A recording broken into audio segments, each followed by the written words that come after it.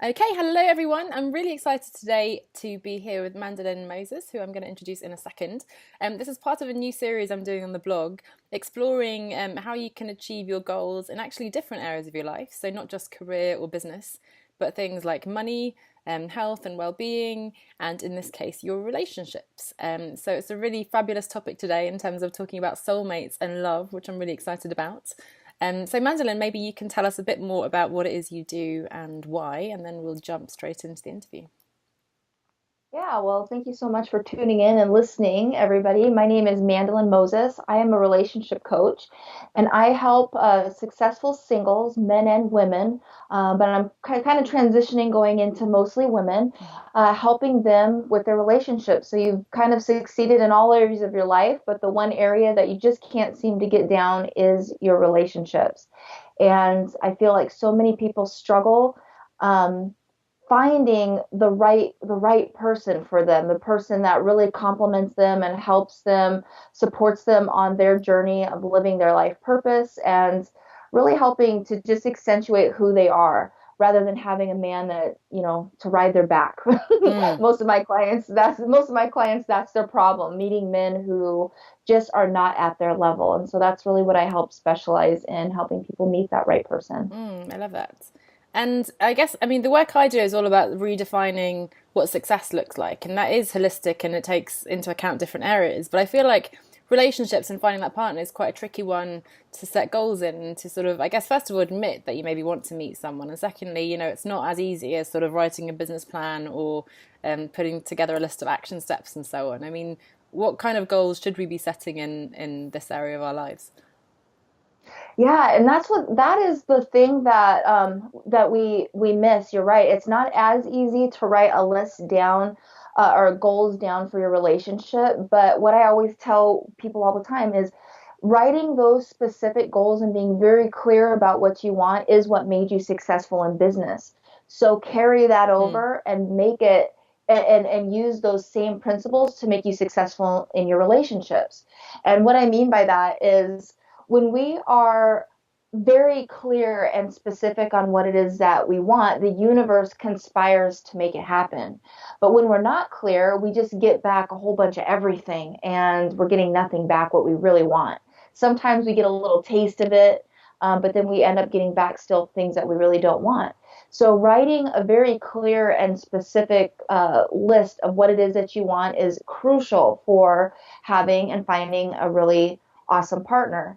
And how that looks, like how that looks like is first getting clear on what it is that you want and need. Just like when you're writing a business plan, you've got to know your why. Why am I starting a business? Why do I want to work for myself? Why am I doing this? Why am I serving others?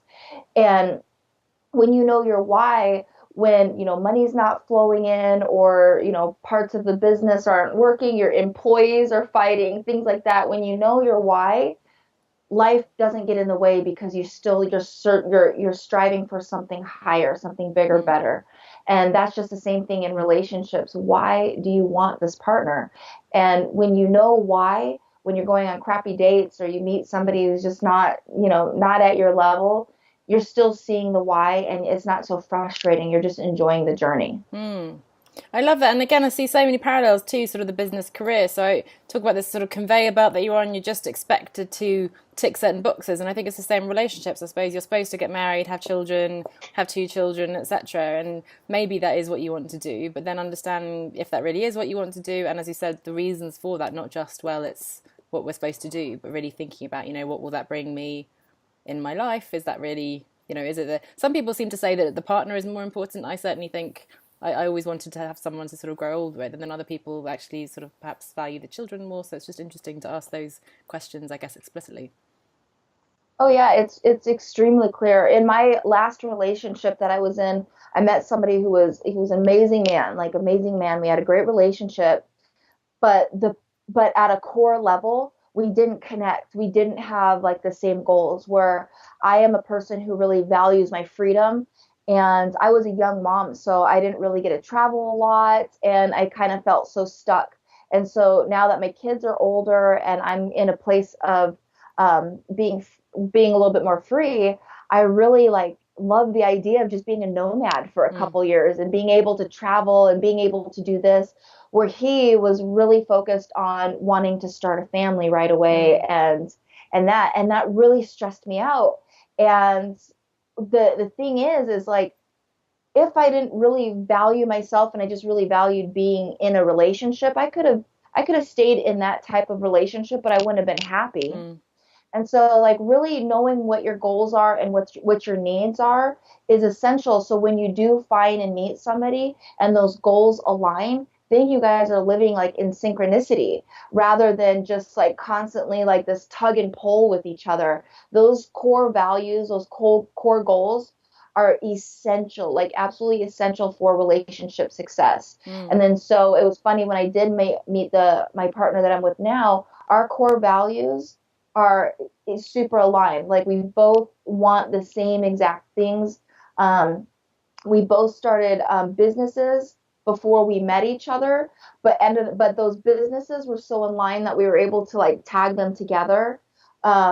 And it was just like, oh wow, that's what that feels like when you're in Mm. alignment with a partner. But you have to know what it is that you want. And was that just an organic process then that you felt it, or did you literally sit down and say, "What are your values?" You know, how explicit is You that know, conversation? for us it was fairly organic. Mm, It was just like when we met, it was like, oh my gosh, you want this and you want this. But the thing is that before we met, I got really clear on that. mm, Like I mm, got mm, really clear on that. So I like to say that it's organic, but no, it was a manifestation in the mm, process. Me calling that person in when my soul felt it was ready, but it was something I had to prepare for. I realized that I didn't want to have kids right away. I was open to having more kids, mm, but I wasn't open to it immediately. You mhm, know, I knew I wanted to move to California. I knew I wanted there was just certain things that I knew I wanted, and I really had to stand really firm with myself first in knowing those things. And then when he showed up, it was just like, oh wow, I created that. I mm. created that relationship. Amazing. That's beautiful. And I guess on the sort of more negative side, what are the mistakes people are making in this area? What are we doing to sort of block ourselves from meeting that right partner for us? The biggest one. So when it comes to making goals, so I hear this every single day. Well, I have a list. I have a great list. I'm like, well, really? And oh yeah, let me read you my list. And they'll read me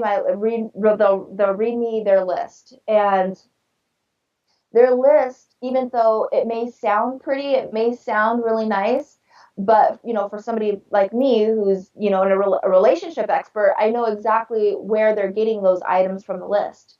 Everything on that list is from what they don't want.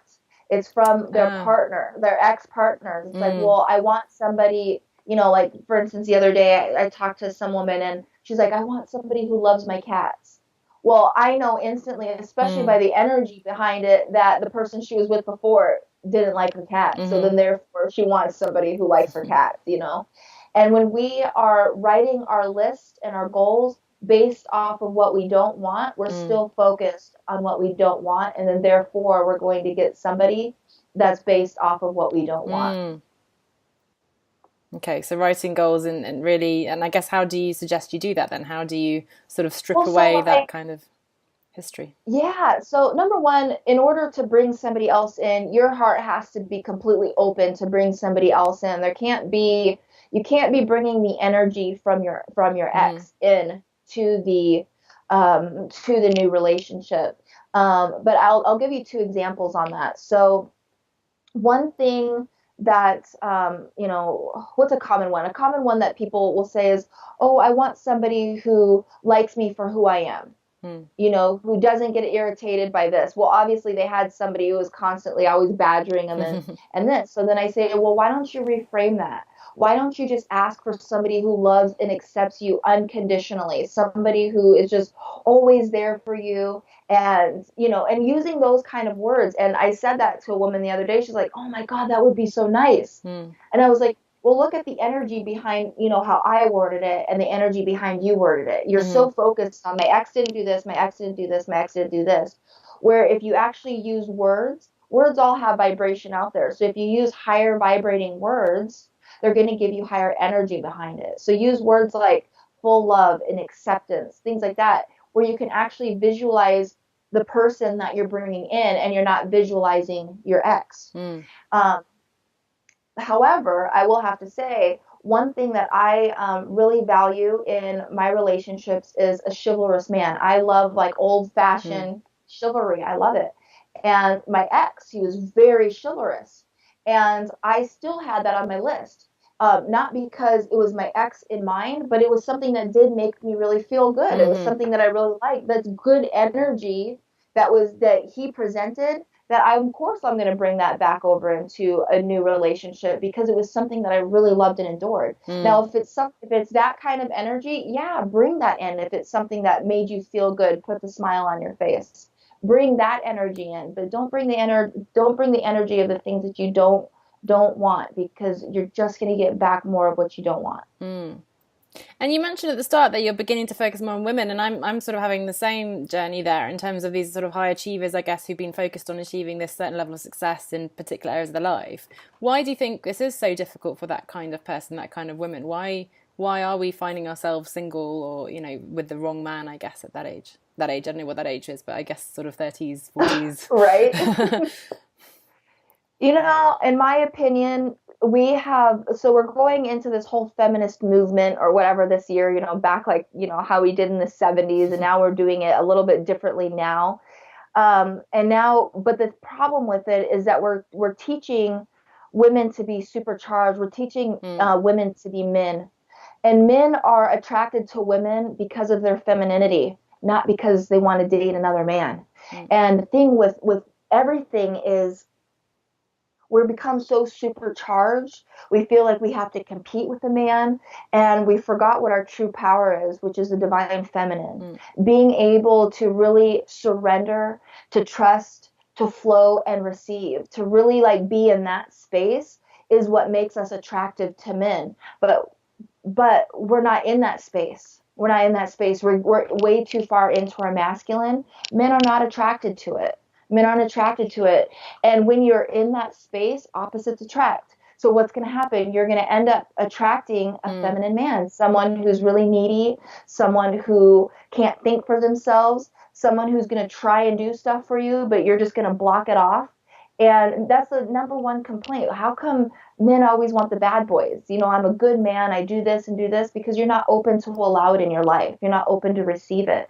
And so for me, I really, really want to teach people the principles of the divine feminine. And when you do drop into that divine feminine, that's where you're truly powerful. Mm. And it's just so true. If our femininity wasn't so powerful, then why are men always trying to shut, like the, places of power trying to shut it off? Mm. Because they know it's powerful. So be in your divine feminine, be who you are. You don't have to be a man in this world. Mm. It's so interesting because I found that, I mean, people told me that years ago, and I always found it quite insulting. It's like, why on earth should you have to change? And that's ridiculous, and so on. But then after a while, I realised exactly that I certainly wanted, again, probably the chivalry, but like a masculine man. I wanted to be feminine, and I almost want to say weak, which is not quite what I mean. But, it's certainly because I was so strong and goals focused and so on in my business and career, it's nice to just like become soft and sort of be taken care of and so on. I think that's a bit embarrassing. Maybe as a feminist, we're not supposed to admit that it's nice to be taken care of and so on. So that was a bit of a struggle for me, definitely. But it's an interesting thing that I'm exploring as well, the whole feminine masculine polarity and the heroine's journey as well, in terms of sort of, again, stripping off all those sort of the masculine ideals, I suppose, and finding a way back to that core of who you are. Yeah, I mean, Wonder Woman obviously just came out, and it was such a Loved big it. movie. Everybody watched it, right? So Mm. it's something I can definitely reference to. She was a very powerful woman, Mm. very powerful, but she was extremely feminine, Mm. extremely feminine. She really expressed herself not not in a masculine way. She was very soft. She was tender. She viewed things from a woman's point of view. Mm-hmm. And when she did meet that man, you just saw her kind of melt into him towards the end. And that's really how it should be. You can still be extremely powerful, but it's also okay to be a woman. It's okay. That's the roles that we're supposed to play. A Mm. man needs to feel needed. And when we do not allow a man to feel needed, he's going to search for other ways to feel needed. And so, so many women at this level, how come my man's always cheating on me? Well, because you didn't allow him to be a man, and so he had to go out and search to be a man. And if we're able to really practice true surrender, you can have the best of both worlds. Great. And I guess concretely then, what are the types of strategies and tools that you teach or that you help people to address this? What can we do to resolve these difficulties? Well, number one, everybody on the planet needs to know their love language. If you don't know your love language, I don't know how you can succeed in life, because you're not able to fully express what it is that you need in a relationship or what you need from him. So number one, knowing your love language is absolute key. And what does that mean, love language? So you can go online and do it's a quiz. So this book, I don't even know when it was written, long time ago, but there's 5 love languages. And your love language will explain to you how it is that you need to feel love. Because so many of us, let's say for instance, you're somebody who your love language is gifts. But your love language is receiving gifts, but you're with somebody whose love language is quality time. All right. So here you are giving, and that's with men a lot, big time. So they'll be giving and giving and giving. I'll buy you all these gifts and stuff. But if your love language is quality time, those gifts really don't mean a lot, And it's like, well, I just want you to spend time with me. That's it. Not just spend time with me, but quality time. So we try and love people the way we want to feel loved or the way they think they will, and then our needs aren't being met. And then it's like, well, I'm giving you all this. I bought you this diamond necklace the other day. I took you out on a nice dinner. It's like, well, it doesn't mean anything, because I just need to know that when you're with me, you're present. The gifts don't mean anything, right? So that's why those love languages are important, to understand what your love language is. So you can go on to, I think it's just like lovelanguage.com, and there's a free profile on there, and you can just take a quiz, and it'll tell you what your first and secondary, it'll put them all in order what they are. But you really want to know what your first and secondary love language is, and make sure your partner does the exact same thing. That way you guys know how to meet each other and how to serve each other's needs. That's one huge big tool. Okay, great. And then after you know what you need, then it's about sitting down and getting really super clear with your goals, writing down, not a checklist. Now, this is the one thing that women are really, really bad at doing. They think they have a list, but they don't. They have a checklist. And if somebody doesn't meet like one of those little checks, ooh, red flag, I'm out of here, I'm leaving. Where you really just need to focus on the qualities that you want in somebody, like the actual qualities. Not that they're 6'2", brown hair, blue eyes, dresses really nicely, and, only works in these types of careers, things like that, like qualities you really want to find in somebody. Things that when you write this list, you can actually see that man, you can feel him in your presence. Like when you can imagine yourself just being goofy at the grocery store. You can imagine yourself traveling and having fun, just laying on the beach, not doing anything, but just like laying there, like actually being able to visualize. So you got to focus on the qualities you want, the traits that you want in this person. And then that'll give you a higher vibration to actually call him in, rather than focus, like I said before, focusing on the things that you don't want or the things that don't matter. Because some of those things on your guys' list, they don't matter. But that's why I always hated sort of online dating. The idea of trying to, first of all, capture yourself in the profile, but then to say, do you want someone with ginger hair, bald, beard, all these things? And you go, no, not really. And maybe your dream man is a bald ginger man with a beard, and you'll just miss out on him because you thought then like, oh no, and he's not tall enough. He, doesn't do this sport that I want. It's just those very superficial criteria. And I think probably if I look at most relationships I know, most couples are with someone who perhaps they wouldn't have expected to begin with. And if you're just checking those boxes, as you said, you're probably not the best placed to identify sort of the look of the man that you're gonna fall in love with. Oh yeah, most definitely. I mean, you gotta when you're gonna go date, like for those of you who will read my article, Dating in the Soulmate Zone, you gotta be open-minded. You've got to date a person, not a concept. You've got to date somebody who look, the thing is our logical minds cannot um cannot bring in somebody in our lives because our logical mind is so small, Mm. right? It's all in our subconscious. We don't, our logical mind doesn't know what it is that we need.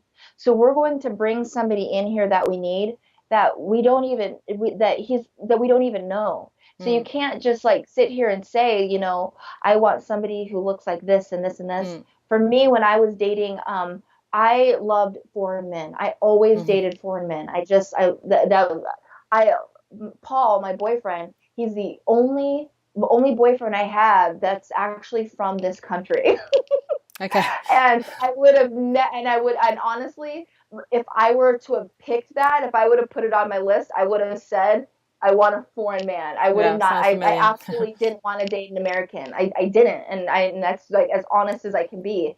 And and it's so funny because he showed up in this package that I would have never put down on a Mm. list. If I would have met Paul, a couple years ago, he would have never showed up in my life. And he didn't because I wasn't ready for him. Mm. And he showed up because I was ready, because I was open to see other options, more opportunities. I was open to finding somebody who feeds my soul, not my mind. Mm. And yeah, so you have to be open minded. So just focus on the concepts, Mm. or Love not the that. con. Yeah, focus. Yeah. Yeah, focus on the person, not the concepts. Is Hmm. what I meant to say. Yeah. Like Okay. really, what makes you feel good? Well, what's the type of man that makes you feel good? Like, do you want somebody who is always, asking you, how are you feeling? Do you need anything? What can I do for you? Or do you want somebody that just looks good on your arm? Like, what is it that you really want? Mm. Years ago, I would have said somebody who looks good on my arm. Oh, really? Well, again, it can evolve, can't it? So that's the benefit It of has meeting evolved, someone and when that's you're a bit why older dating as sucks well. for me. Yeah. But you become a bit wiser maybe with experience. I realized that a few years ago too, that the most beautiful men weren't necessarily the most interesting and loving people. So, it's a process you have to go to from being young and naive. But there you go. Well, and that's just it. Like, I was being very superficial. I Mm. didn't, I wouldn't have never admitted I was being superficial. But what happened? I was dating myself. I was dating other people who were very Mm. superficial, like attract like. And so that's where my mindset was. And that's exactly what I got back, Mm. and then rather than just being like really super open to like any and all possibilities, I closed myself off from seeing what was actually really truly good for me. Mm. And that's the thing, like, oh, there was this red flag, this red flag. The thing is what we resist persists. And if you're constantly seeing the same red flag Mm. over and over and over and over, there's something you're running away from. There's something you're afraid of. So maybe don't see it as a red flag. Maybe see it as an opportunity to heal and grow. And maybe this person is just coming in to be your twin, to be your mirror, to show you what it is that you need to heal in Mm. yourself. But I think the age thing is interesting too in the evolution because I have several friends, really good friends, who met their now husbands and fathers of their children, first week of university almost. And then of course when you meet that young, you don't have as high expectations in a way, but then you grow together and that really works because you've sort of grown in the same direction. Whereas I think when you're older and you meet someone, it can be harder because you're already quite an established person and depending on how open you are, I guess, to evolving and changing and adapting and so on. But but if you do meet that, I guess, soulmate or that sort of, I don't want to say perfect match, but what we're talking about here, this kind of partner, then that can be so powerful, I think, when you meet them when you're older and you do understand. When I was 18, I didn't care if the guy smoked. It was just like a hot guy in a club and well, hey, that's all you sort of cared about. So the superficial values, you don't care if they're nice to their parents or if they're good with children, if they want to have children, those things just don't cross your mind at that age. So I think, the beautiful thing when you meet someone when you're older is that I think you're clear on who you are and what you want, and that match, when it happens, can be absolutely amazing. Yeah, yeah, you got to be really clear. But then there's also a beauty of not having expectations. Mm. When your heart is broken, I truly feel it's not your heart that's broken, it's your expectations that were Mm. broken. You expected so much from this person from the very beginning. When I was dating, like I was in a relationship for a very long time with my kid's dad. We were for a very long time, and so I had these like beliefs and whatever around relationships. And then now here I'm a single mom. So when I started dating again, I was like, I'm not going to date and have a bunch of boyfriends. Like I'm going to date, and that first person I meet is going to Mm. be, the person I marry. And so I expected that. And having those kind of high expectations from the very beginning. First off, I found I after a year and a half, I started dating again, and I met this person, and I had that expectation. So what happened? It kept me in the relationship way Mm. longer than I should have, because this relationship was not good for me long term. He showed me what I didn't want, and he showed me what I did want at the same time, but it was definitely not a forever relationship. But I was trying to convince myself it was, because I didn't want to go through like being single and going through a lot of dating cycles. Mm. So making sure that you're going into a relationship very open-minded, with no attachments to the outcome and no expectations, Mm-hmm. is absolutely crucial, for being able to see the relationship for what it really is, instead of seeing the relationship through muddied glasses. Mm. I love that. And again, it's the parallel with other areas of stripping away those expectations and going in with a bit more sort of curiosity and openness, and seeing where it takes you. I think your expectations, yeah, can really be disappointing if you, even if, someone lives up to them, almost exceeds them in a way, but just in a different way to what you would expect. And I think, yeah, we're not good at logically predicting, as you said, what's right. So that's an important point. Exactly. Yeah, I think I mean that is like one of the biggest killers of a relationship, is that attachment to the outcome Mm. and the expectation. Like, dating is a learning experience. You have to go into it. I truly feel, if anybody comes within 3 feet of your space, because that's your personal Mm. space, that God has brought that person into your life for a reason, like Okay. for a reason, and you're supposed to pursue that relationship. And that doesn't mean always romantic. I mean, Mm. sometimes it'll be just like a friend, or maybe a possible business partner, or maybe a new coach or something. But if somebody's come within that personal space, they're there for a reason. Your soul drew them Mm. in there. And so, if you are in that, like those intimate relationships, that person was put there for a reason. And the person was put there, maybe not forever. Maybe they were just there to be there for a season, but they were there to show you something so you can grow yourself and so you can heal. And so to always look at relationships, and always celebrate the success at the end of a relationship, because if the relationship ended, that's good. It just means you guys outgrew each other. Like, it just Mm. means you outgrew each other, and you're being open for something bigger and better. So celebrate how you grew, how you transcended from that relationship, is key to be able to now search for somebody else who's Mm. going to be a better fit for you than that was. Mm. Always pat yourself on the back for a relationship ending. Don't, obviously sometimes there are some, grieving that needs to be done, Mm. but don't stay in that grievance for so long, because your soul just is preparing you for somebody that's even better. Mm. Yeah, I think that can be very difficult, but yeah, a mature and sort of positive, uh, yeah, way of interpreting it and being open for what comes next. Yeah, I got my heart broken one time. And it wasn't just broken. It was crushed, I was crushed. And to this day, like there's two moments in my life that I contribute to why I'm where I'm at now. Mm-hmm. And they were both the two shittiest times in Okay. my life. Yeah. And that was definitely one of the best things that ever happened to me, was getting my heart broken, because I was able to start seeing myself. I was able to start seeing that relationship mirror. I Mm-hmm. was able to see how I created that, how it wasn't good for me, how I need to change and evolve. And I did. I focused so strongly on that. And then because of that, I'm in a really awesome relationship. Mm. And it wouldn't have happened if I didn't get my heart broken, because first of all, it was the first time I let myself be vulnerable and open to a relationship. And I was actually able to see it so clearly at the end. And sometimes your heart needs to break in order for it to open. Mm. And so I really do truly feel like, that was such a gift. That was a God gift. Because that can otherwise be a block, I guess. If you've been hurt, then you end up, as you said, maybe creating a list of attributes that's sort of rooted in that negative experience that you've just had, and you tell that story of, oh my God, guys are awful, I'm never going to meet the one, and there's something wrong with me, or I just meet the wrong type of men, and so on. And that's just a sort of negative spiral of not going to be helpful in this Yeah. process. Well, you have to know your beliefs behind, you have to know your beliefs. And many times this weekend, actually, I had a client and, we wrote down a list of like all of her conscious beliefs and all of her subconscious beliefs. And then we had to go in and dig a little bit deeper where those came from. Mm. And it was such a powerful exercise because, she's telling me these stories. I'm like, all right, this belief came from mom, this belief came from Mm. dad, blah, blah, blah, blah, blah. And so now these beliefs that are holding you back from obtaining like a really awesome relationship, it's nice to see there on paper.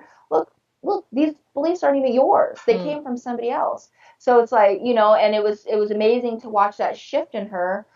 Oh, like you honestly could feel the release off of her shoulders of energy, because now it left her so much more open to creating her own story around men Mm. and her own story around relationships, rather than like living this story of beliefs that we hold on to so strongly, and that they're not serving you. So why are you holding on to the story if it's not serving the person you're becoming? And the person you're becoming, which is so important. I have to say, from a personal experience, I did that exercise a couple of years ago with a coach, and it was all, I don't need a man, and I'm independent, and I'm happier by myself than with the wrong man, and all the good ones are married, and this long list of things, and you see that on paper, and you think, oh, I get it now. Like I can completely Get it, why I'm understand. single.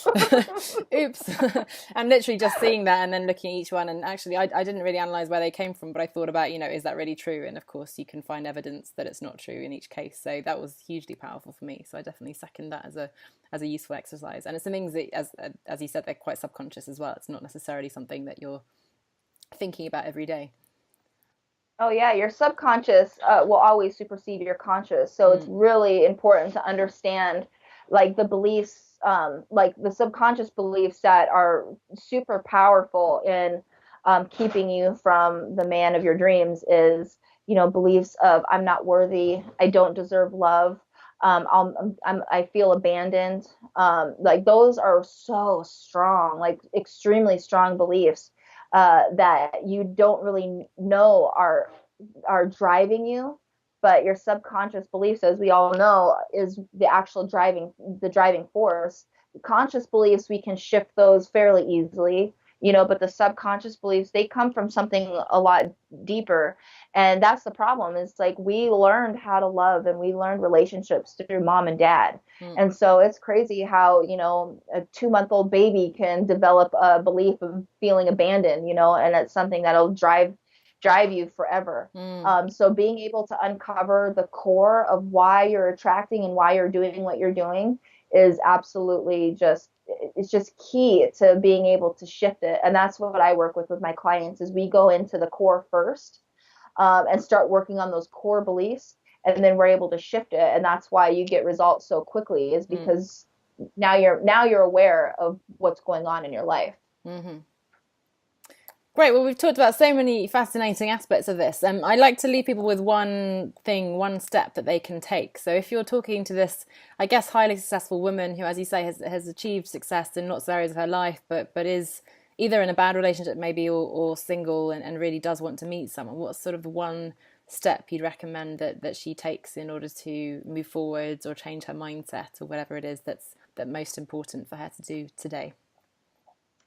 I think the most powerful one to start to do, write a list of all those beliefs, like you said, there's no good men out there, everybody's married, all men are cheaters, I'm independent. People don't realize like how badly that belief will, because many of us who successful women, that's our story. I'm independent.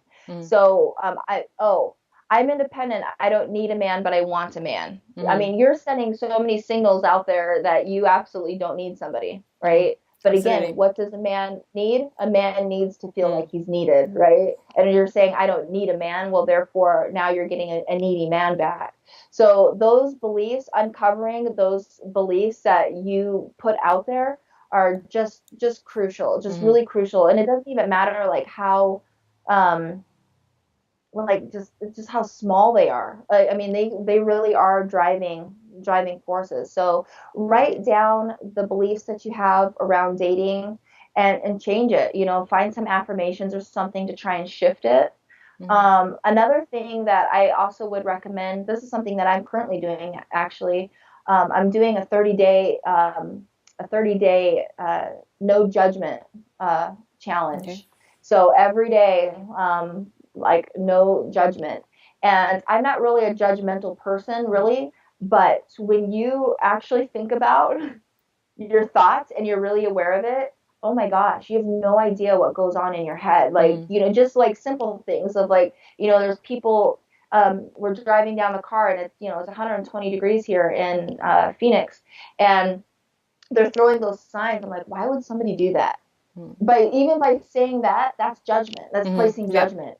And if you really want to go in and start dating with an open mind, really see how you're judging other people, be aware of it. So I would say that would be another really great place to Mm. start. Do a 30-day no judgment challenge and see exactly how much you are judging other people. Mm.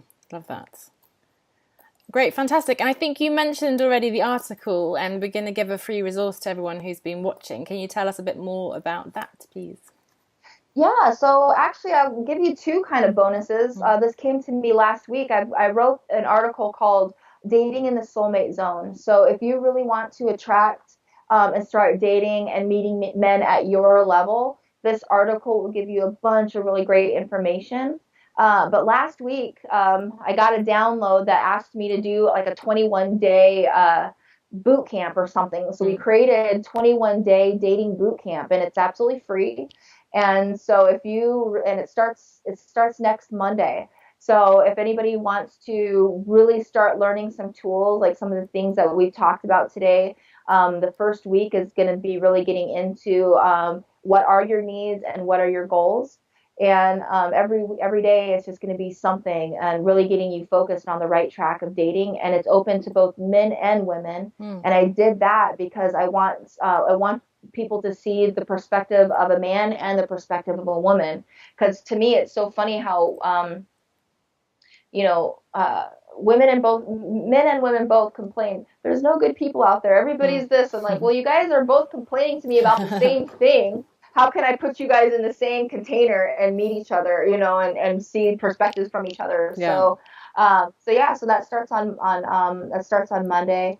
And it's like I said, it's a free Facebook group that it's a private one that if people want to learn how to date in the soulmate zone, then that's for them as well. Great. I'm afraid this interview will probably go out after that, but I'll make sure to share it anyway so that people are aware that it's starting next Monday. So that sounds like a great resource as well. So thanks for that.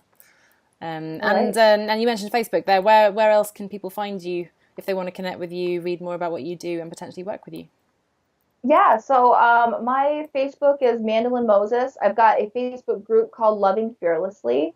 My website is going through a reconstruction right now, Mm-hmm. so my website's not up. So Facebook or Instagram is the best way to get a hold of me, and Instagram is _ Soul Connect.